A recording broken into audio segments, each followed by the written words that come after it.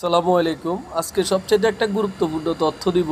Saudi আরবে যখন প্রচণ্ড রোদ পড়ে, এই রৌদ্রের কারণে, গরমের কারণে অনেকের নাক দিয়ে রক্ত যায়। এই নাক দিয়ে রক্ত যাওয়াটা এটা কিন্তু একটা স্বাভাবিক বিষয়, কারণ এখানে ধুলাবালু, কারণ অল টাইম মাস্ক ব্যবহার করতে হবে আপনাকে, কারণ ধুলাবালুর কারণে আপনার নাক দিয়ে রক্ত যায়। এখানে যত ম্যাক্সিমাম লোক আছে, আমিও প্রথম প্রথম যখন আসছি আমার প্রচণ্ড রক্ত যাইতো। তো আমি তো ভয়, আমি ভাবতাম যে আমার নাকে পলিপাস আছে, এর জন্য রক্ত যায়। পরে বুঝতে পারলাম যে না, আমি না শুধু, এমন মনে করেন যে 100-এর ভিতরে 50 জনেরই নাক দিয়ে রক্ত যায়। আমাদের এখানে 90% লোকেরই রক্ত যায় নাক দিয়ে। প্রচণ্ড রোদ্রে যখন বাইরে কাজ করে, আমাদের এখানে বেশিরভাগ লোক বাইরে কাজ করে, যখন রোদ্রে কাজ করে তাদের বেশিরভাগই মুখ দিয়ে রক্ত যায়।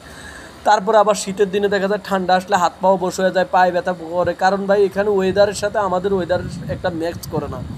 এই ম্যাচ করার না ফলে আমাদের শরীরের যে একটা মনে করুন শক্তি, আমাদের তো মনে করুন শরীরে শক্তি কম, এই শক্তিটা না থাকার ফলে আমাদের মনে করুন বিভিন্ন নানান সমস্যা দেখা দেয়। তো নাক নাক দিয়ে রক্ত পড়া এটা কিন্তু একটা স্বাভাবিক বিষয়, কেউ ভয় পাবেন না, বিভ্রান্ত হবেন না। অনেকে দেশে আমাকে অনেকে SMS দিচ্ছে যে বাড়িতে শুনে তারা ভাবে যে কি না কি, তো কেউ ভয় পাবেন না ইনশাল্লাহ।